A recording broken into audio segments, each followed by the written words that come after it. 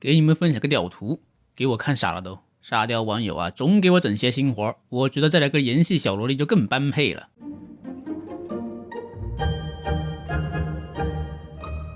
大家好，我是100%大会百的新魂啊。咱都知道，这丘丘萨满有不同的属性，他们拿的法杖造型也都是不一样的。其实仔细观察一下，其中雷萨满和雷鹰泉线简直就是简化的 Q 版，觉得像的请扣揪。也有人说风和炎萨满对应风魔龙和惹驼，这个就有点抽象，不是很像了。如果后续的确出更像屠城城形象的 BOSS， 那就死巴拉稀了。比如水系出个章鱼有一把爪一只的克系海怪啊，想想就得劲啊。不过医生就纯猜想图一热，毕竟真出啥 BOSS 还看策划心情。到期城充满了日式的文化风情，自然也少不了晴天娃娃。仔细一看，这小东西还怪可爱的。在蛇谷矿洞附近有个屋子，外面的栅栏上贴了几张告示，分别是幕府军和反叛军的，而且就贴在一起，直接胡连挑衅了，属于是，妈的绝了！各国冒险家协会边上的标志是不一样的，目前蒙德的差异最大，中间是个看起来有点复杂的图案，有点像琴，而璃月的是八角星纹，代表指南针。到期就看不太懂了，看看有没有懂行的科普一下。我们很久以前就说过，传送到不同区域时，加载界面的图标就代表了所属区域。蒙德是风车和风元素，璃月是象征契约的天平和炎元素，到期是稻禾鸟居、樱花、勾玉和雷元素。龙脊雪山是雪山和冰元素，不过也是归属蒙德。我们传送到蒙德璃月交界处的三级守望秘境显示蒙德，传送到地中之岩是璃月。但是接着我们看明运镇北部、西部传送点，震雷连山密宫，甚至明运镇的炎七天神像都是显示蒙德图标，说明这是蒙德境内。帝君啊，你神像都被巴巴头子摸走了啊！干完这一票，明运镇就归蒙德了啊！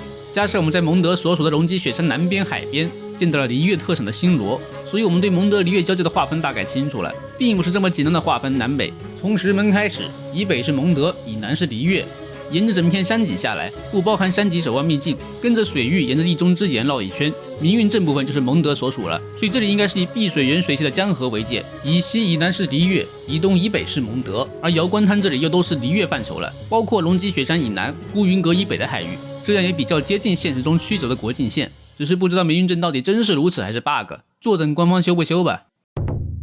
圣遗物你点进去是会自己缓缓转动的，但是如果你手动把它甩一圈，那你退出重进，它就按照你甩的方向转。在强化圣遗物的时候，你选了多少个圣遗物强化，就会有多少个观点飞进去，就是没有把不同颜色给做进去，不然就很细节了。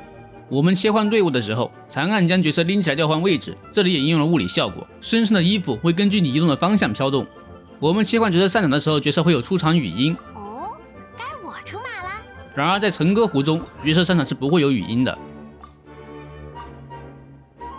提到陈歌湖就顺带一提，胡林阿元其实也有个萧红姬与真菌的仙号，同为仙人，为什么阿元就是个看大门的？原神里女角色都是穿有后跟的鞋，不管高跟低跟起码有跟，唯独 Eloy 是一点跟都没有啊。原神里面有单肩披风的角色基本都遵循男左女右原则，公子凯亚都在左边，优拉在右边，但是英妃这个应该算围巾吧，不然就细思极恐了。妈的绝啊！万叶的大招不只是扩散的风被染色，仔细看其实连周围的枫叶也会被染色。水元素是蓝色，火元素是火红，雷元素是紫色，冰元素是那种冰白色。像星海雷神公子这些身后有长头发或者长饰品的角色，在坐椅子的时候都会很自然的落在椅子上，像猫猫和早叶的尾巴也会好好的放着，甚至烟飞的箱子也会放倒下。虽然多多少少有点穿模，但整体还是非常合理细节的。唯独爷，这他妈公然穿模了好吧？您在这超脱世界之外的力量是吗？璃月七星的原型就是北斗七星，共分为天枢、天璇、天机、天权、玉衡、开阳、瑶光七星。然而北斗七星实际上有8颗，七星之一的开阳星是双星系统，还有一颗辅星，忽明忽暗，一般人难以看见。而这颗辅星也被人称为死兆星。北斗的名字不也是来自北斗七星？更巧的是，北斗的船就叫死兆星号。可能璃月七星实际上也有8个，而北斗就是这颗暗星辅星。七星在明，北斗在暗，共同守卫璃月。而偃月天权凝光的天权是北斗七星中最暗的星，所以这就可以解释为什么北斗和凝光会走这么近，一个是暗星辅星，一个本身也是最暗的星。天权也被称为文曲星，五行属癸阴水，主科甲功名，图求功名利禄，显功耀主，所以凝光有文运，能做到达官显贵。克勤所属的玉衡星也被称为廉贞，而克勤的第6命之作也是廉贞，所以满命的克勤才是最完美的克勤。因为玉衡廉贞五行属木，化气为球，属阴火，廉贞入命，做事态度认真，一丝不苟，为官禄主，喜入官禄宫，再生命为赐桃花。能做高官，而且桃花旺盛，所以头上戴的、腰上挂的都是桃花。又因为7元素内没有阴火，所以属性为雷。克勤的称号停泥快雨，停泥便是急雷的意思，出自《春在堂随笔》卷4。即开军师少凡暑，爽落快雨须停泥，不以正契合克勤雷厉风行的性格特点。从云是纯阳之体，包括身上的卦象都是八卦中的震坎艮山卦，均为阳卦。但我寻思你为了压制身上阳气，不应该用上属于阴卦的离兑巽山卦，以达到阴阳平衡，不是吗？现在胡桃池子必须得说下胡桃。胡桃重击的时候脚是往前，开翼再重击脚是往后。胡桃冲刺的时候身后会有金色的蝴蝶，开翼之后金色的蝴蝶也会变成火红色，而且开翼的时候也会有吐舌头的表情。在七七的名片里，七七想把胡桃给冷藏起来。属实深仇大恨了，因为要送人往生，沟通幽冥，所以胡桃大招扯出来的幽灵是针对灵魂的攻击，会进入这样阴阳交际的重影状态，打人类敌人的时候直击灵魂。之前说过，胡桃平 A 最后一下结束后会吐舌头，其实摆的这个手势也有讲究，是结印往生印，跟往生堂一样，顾名思义，送人往生。往生一词最早出自佛教，指人死后的灵魂去往另一方天地，不过后续被道教吸收结合，所以出现了往生印，保佑逝去之人能够平安转生。放在平 A 最后不也顺应了那句一波送走全送走。以上的部分关于克勤重云胡桃的内容来自粉丝兼 UP 主呱呱不是呆瓜，他的角色细节知识也很有趣，大家可以去看看，也是和我协商过一起做些原神细节的发掘，或许以后还会一起出些节目。星海看的书是行修写的陈修实践录，封面都一模一样，而且内容分为文字和插图，前4卷都可以在八重堂买到，但第5卷在神里家，看来这一书不是一般的火啊。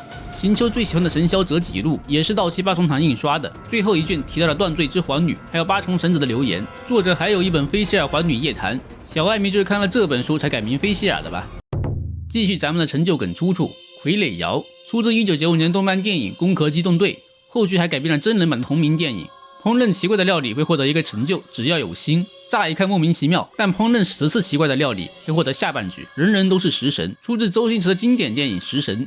根本就没有食神啊？什么？或者人人都是食神？什么？少说废话，颁奖！老爸老妈，大哥小妹，男孩女孩，只要用心。说什么？人人都是食神。